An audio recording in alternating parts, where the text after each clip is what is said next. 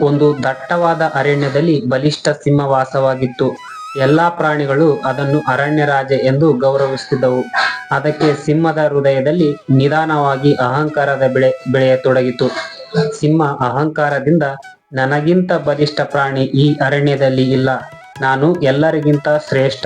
ಇತರ ಪ್ರಾಣಿಗಳ ಭಯದಿಂದ ಅದಕ್ಕೆ ನೋಡುತ್ತಿದ್ದವು. ಒಂದು ದಿನ ಕಾಡಿನಲ್ಲಿ ಸಿಂಹ ಕತ್ತೆಯನ್ನು ನೋಡಿ, ಓ ಕತ್ತೆಯೇ, ನಿನ್ನಂತ ಬಲಹೀನ ಪ್ರಾಣಿಯನ್ನು ದೇವರು ಯಾಕೆ ಸೃಷ್ಟಿಸಿದ್ದಾನೋ?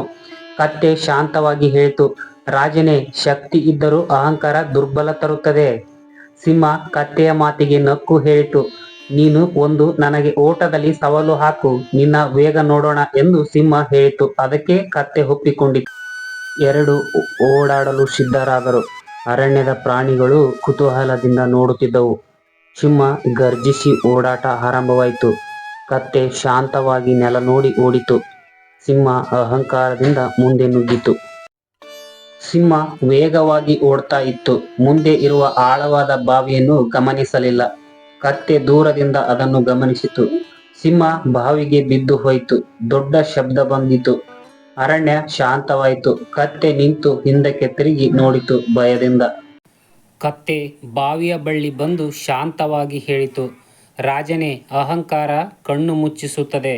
ವಿನಮ್ರತೆ ಮತ್ತು ಜಾಗರೂಕತೆ ಬುದ್ಧಿ ಒಳ್ಳೆಯದು. ಸಿಂಹಕ್ಕೆ ಆಗ ವಿಷಾದವಾಯಿತು. ಅದಕ್ಕೆ ಅರ್ಥವಾಯಿತು, ಅಹಂಕಾರವೇ ನನ್ನ ನಾಶಕ್ಕೆ ಕಾರಣ ಎಂದು ಸಿಂಹಕ್ಕೆ ಅರ್ಥವಾಯಿತು. ಅಹಂಕಾರವೇ ತನ್ನ ನಾಶಕ್ಕೆ ಕಾರಣ ಎಂದು ತಿಳಿದು ಸಿಂಹ ಇತರ ಪ್ರಾಣಿಗಳ ಜೊತೆ ವಿಲೀನವಾಗತೊಡಗಿತು. ಅರಣ್ಯ ಮತ್ತೆ ಶಾಂತವಾದ ಸ್ಥಳವಾಯಿತು. ಎಲ್ಲರೂ ವಿನಮ್ರತೆಯಿಂದ ವರ್ತಿಸತೊಡಗಿದರು.